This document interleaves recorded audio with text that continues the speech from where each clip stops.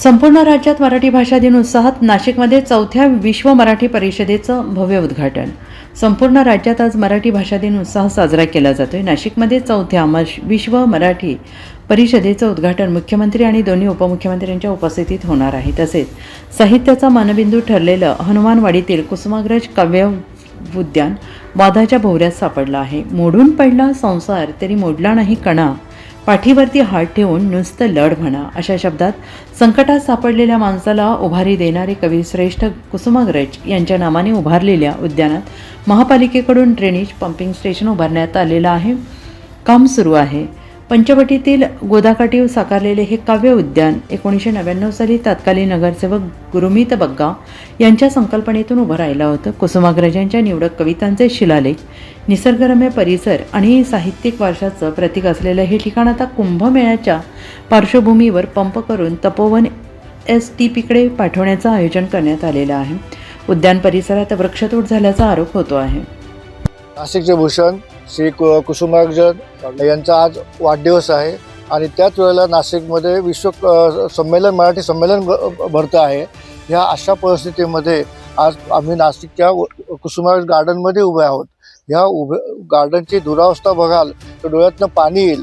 ज्या माणसाने ह्या नाशिकच्या योगदान दिलं त्या माणसाच्या कविता अशा धुळकात तुटलेल्या अवस्थेत पडलेल्या आहेत। ॲक्च्युली यांनी कोणता ते प्लान चालू करण्याकरता, सिवेज प्लान चालू करण्याकरता ह्या कविता आणि सगळे त्याचे फलक हे तोडून बाजूला टाकले, सगळं गार्डन तोडून टाकलेलं आहे।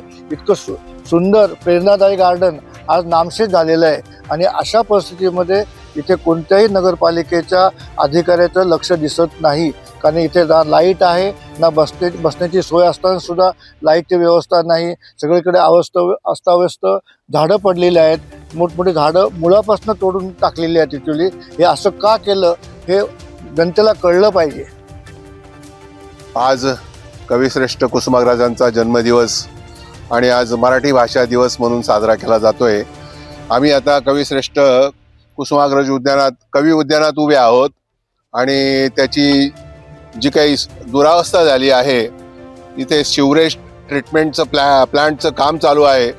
बऱ्यापैकी मोठे मोठे वृक्ष बहुतेक परवानगी नसताना बिना परवानगी तोडण्यात आलेले आहेत।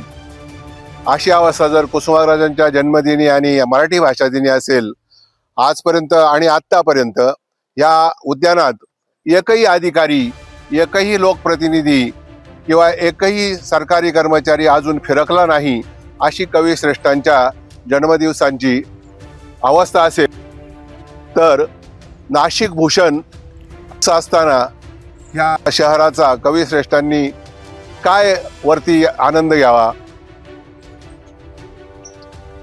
आज मुख्यमंत्री उपमुख्यमंत्री नाशिकमध्ये कार्यक्रमाला येत असताना आणि करोडो रुपयाचा खर्च त्या मराठी भाषा दिनावरती खर्च होत असताना इथे एकही अधिकारी किंवा लोकप्रतिनिधी या उद्यानात आलेला नाही। कुठलीही तयारी दिसत नाही भाषा दिवसाची किंवा त्यांच्या जन्मदिवसाची।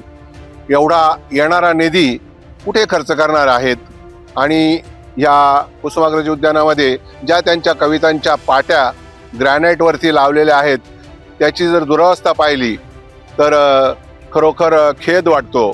अशी परिस्थिती आहे। अजून